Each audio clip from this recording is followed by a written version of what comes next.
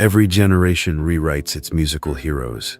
Magazines publish their top 10 guitarists.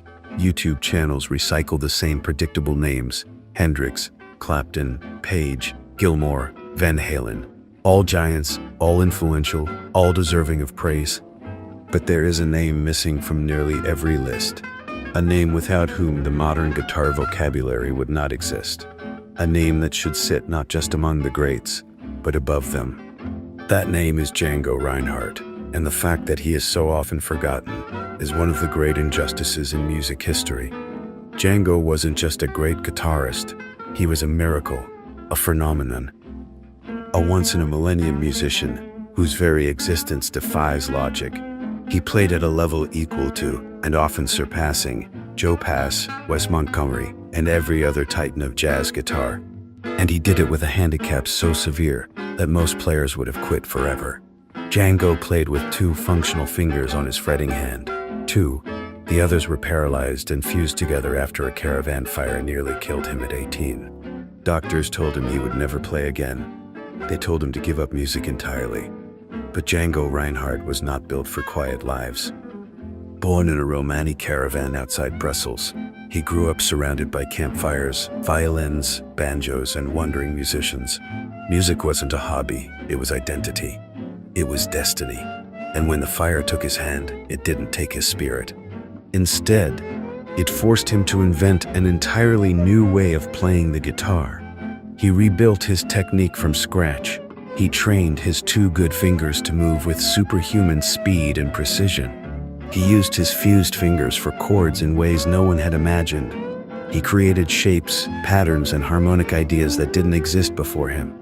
And then, he didn't just return to music, he redefined it.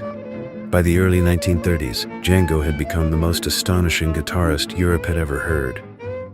When he formed the Quintet du Hot Club de France with violinist Stéphane Grappelli, their swirling, joyous blend of swing, Romani tradition, and improvisational fire became the first great European jazz. His solos were lightning in a bottle, fast, fluid, melodic, unpredictable, and emotionally explosive.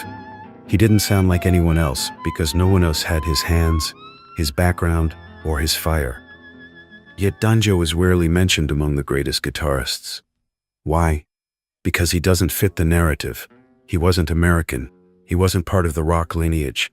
He didn't play electric guitar with distortion. He didn't die young in a blaze of mythology. He didn't chase fame. He cared only about music, and that is exactly why he belongs at the top. Clapton, Hendrix, Page, Beck, all of them studied Django. They copied his phrasing, his lines, his harmonic ideas.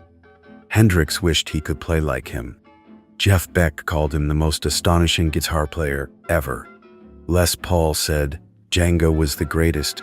Django Reinhardt created a complete, virtuosic style of guitar with a disabled hand, not as a novelty, but as a master whose playing still sounds modern, still sounds impossible, still sounds like it came from someone with more than 10 fingers, not fewer. Listen to his recordings, the speed, the articulation, the melodic invention, the volcanic rhythm, the unmistakable tone. It's the sound of a man who lived through fire and came out burning brighter. Django Reinhardt is not a footnote. He is the foundation. He is the blueprint. He stands alone, and it's time the world finally woke up to that fact.